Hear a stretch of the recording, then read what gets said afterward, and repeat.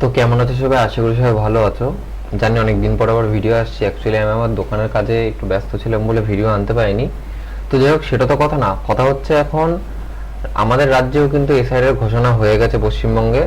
Thumbnail থেকে বুঝতেই পারছো। তো আজকের ভিডিওতে আমি জানাবো কোন কোন স্টেপে এসআইআর গুলো হবে ও কোন দরকারি নথিগুলো তোমাদের নিজেদের কাছে রাখতে হবে, অথবা যেই নথিগুলো নেই, না থাকলে কি হবে, অথবা এসআইআর এর ফর্মটা কিরকম দেখতে হবে বা কি সিস্টেম হবে সেটা আমি বলে দেবো। তো চলো বেশি দেরি না করে ভিডিওতে ফিরে যাই। তো দেখো, সবার প্রথমত আমি তোমাদেরকে এখানে না একটুখানি ভালোভাবে বোঝাচ্ছি, একটু মন দিয়ে দেখো।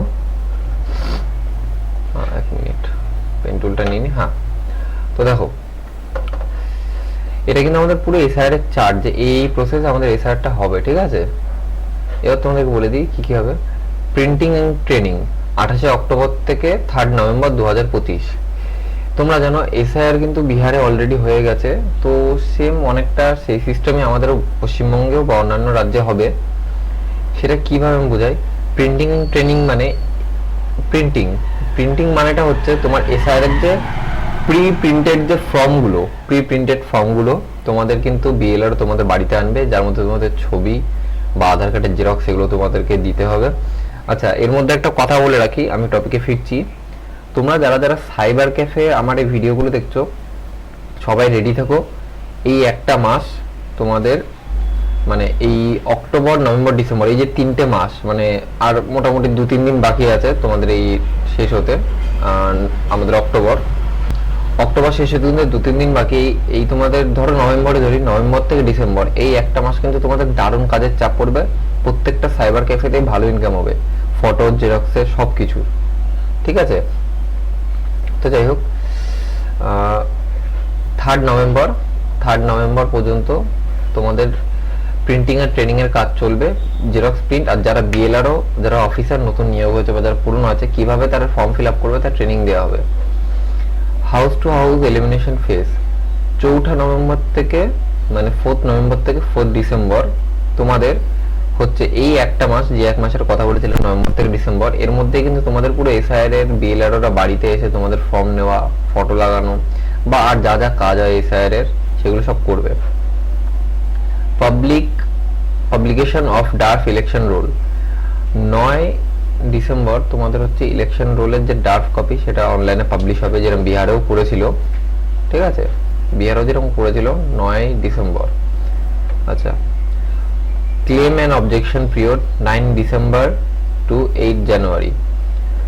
এই যে 9 ডিসেম্বর থেকে 8 জানুয়ারি, হয়তো তোমাদের সবকিছু ডকুমেন্টস আছে, বা হয়তো আমি রিসেন্টলি দেখতে পাচ্ছি দোকানে কাজ করতে গিয়ে, তোমরা যারা সাইবার ক্যাফেতে আছো তারাও হয়তো দেখতে পাচ্ছ যে 1995 সালের ভোটার কার্ড একই জায়গাতে ভোট দিয়ে আসছে, কোনো সময় অ্যাড্রেস বা কিছু চেঞ্জ হয়নি, অথচ সেই সব মানুষের 2002 সালে লিস্টের নাম নেই।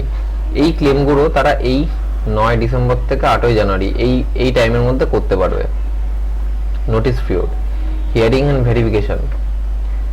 যাদের তোমরা এসআইআর এ বাদ যাবে, মানে তোমাদেরকে বারবার সুযোগ দেওয়া হচ্ছে, কিন্তু বুঝে নাও একটা ব্যাপার, 9 ডিসেম্বর থেকে 8 জানুয়ারি থেকে তোমাদের একবার সুযোগ দিচ্ছে।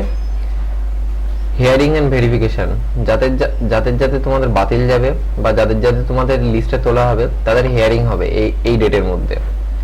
আর finally publication of final election roll 7 February 2026। 7 February 2026-এ তোমাদের 7 ফেব্রুয়ারি 2026-এ তোমাদের হচ্ছে যারা যারা ফাইনালি যখন এসআইআর এর কপি রেডি হয়ে যাবে, যাদেরকে বাদ দেওয়ার দেবে, যারা থাকার থাকবে বা নতুন যা হওয়ার হবে, তারপরে 7 ফেব্রুয়ারি এই ডেটটাতে তোমাদের ফাইনাল ইলেকশন রোল বেরোবে। ওটাই তোমাদের ফাইনাল ভোটার লিস্ট ওয়েস্ট বেঙ্গলের। ওকে, আচ্ছা দেখো, এবার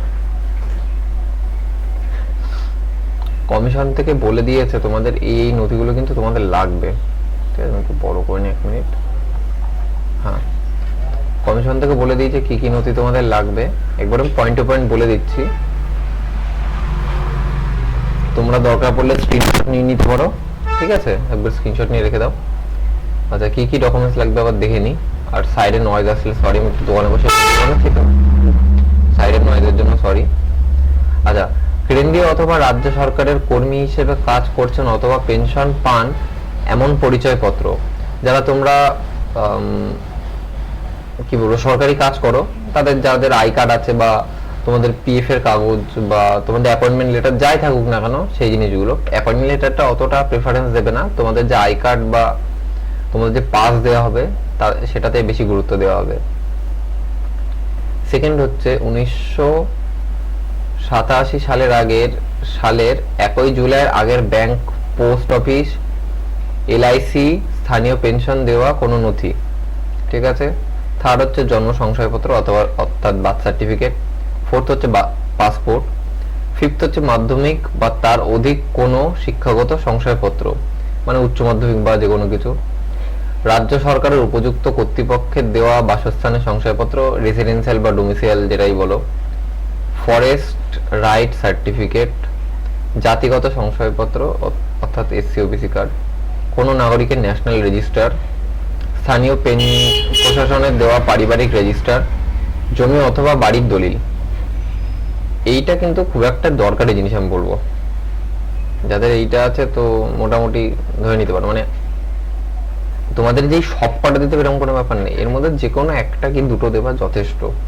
দেখো জমির দলিল যাদের আছে তো আছেই, ওটা তো দিলে, আর বার্থ সার্টিফিকেট যাদের আছে ওটা দিয়ে দিলে, ঠিক আছে। আর যারা সরকারি চাকরি করে তাদের তো কোনো চাপই নেই, এটা দিয়ে দিলেই হয়ে যাবে। আচ্ছা, এরপর কি আসছে, এছাড়াও সুপ্রিম কোর্টের নির্দেশ মোতাবেক পরিচয় হিসেবে আধার কার্ড দেখানো যাবে, তবে তা দেখিয়ে নাগরিকত্ব দাবি করা যাবে না। আমার কথা হচ্ছে এটা কি ধরনের কথা, নাগরিকত্ব দাবির জন্যই তো এসব করা, যাতে ভোটার কার্ড বাতিল যাতে না হয়। কেন? যাতে আমাদের নাগরিকত্বের প্রমাণ হয়, মানে তার জন্যই তো ভোটার কার্ড করা বা ভোটার কার্ডের এইসব হচ্ছে। তা সুপ্রিম কোর্ট বলেছে যে আধার কার্ড দেখানো যাবে কিন্তু এটা নাগরিকত্বের প্রমাণ না। এটা মানে কেমন কথা আমিও বুঝলাম না। তোমরা যদি ব্যাপারটা কেউ বুঝিয়ে বলতে পারো আমাকে একটু কমেন্টে জানিও, আমি সিরিয়াসলি বুঝিনি ব্যাপারটা, যে আধার কার্ড দেখানো যাবে অথবা নাগরিকত্বের প্রমাণ না, এটা মানে কেমন কথা। যাই হোক, এখানে কি লিখেছে, কমিশন জানিয়েছে আধার কার্ডের সঙ্গে 11টি নথির যে কোনো একটি দিতে হবে। আধার কার্ড তোমাদের দিতে হচ্ছে, তাতে তোমাদের হচ্ছে 11টি নথির মধ্যে যে কোনো একটা দিলেই হয়ে যাবে। এই 11টি নথির বাইরে কোনো নথি যদি নাগরিকত্বের প্রমাণ করতে পারে তবে তাও গ্রহণ করা হবে। মানে 11টি নথি জারি করেছে কমিশন, কিন্তু এছাড়াও যদি তোমাদের নিজস্ব কোনো নথি থাকে যেটা নাগরিকত্বের প্রমাণ করতে পারে সেটা দিলেও হয়ে যাবে, কোনো অসুবিধা নেই। তো আজকের ভিডিওটা এটুকুই। সবাই রেডি থাকো, যে যার মতন ডকুমেন্টস গুছিয়ে নাও। আর সাইবার ক্যাফে যারা ওনার আছে তাদেরকে বলছি, সবাই কিন্তু ইমিডিয়েটলি তোমরা তোমাদের দোকানপত্র সাজিয়ে নাও, ফটো পেপার যা আছে সব খুলে নাও। চাপ কিন্তু দারুণ পড়বে, একটা মাসে দারুণ ইনকাম হবে, ঠিক আছে। আর আমাকে অনেকেই হোয়াটসঅ্যাপে মেসেজ করেছিল যে তোমাদের লাইফ সার্টিফিকেট নিয়ে ভিডিও, সেটা আমি 1-2 দিনের মধ্যে দিয়ে দেবো। এটা কারেন্ট দরকার ছিল খুব, তার জন্য আমি আজকে এটা দিয়ে দিলাম। তো দেখা হচ্ছে নেক্সট ভিডিওতে। সবাই ভালো থেকো, সুস্থ থেকো, টাটা।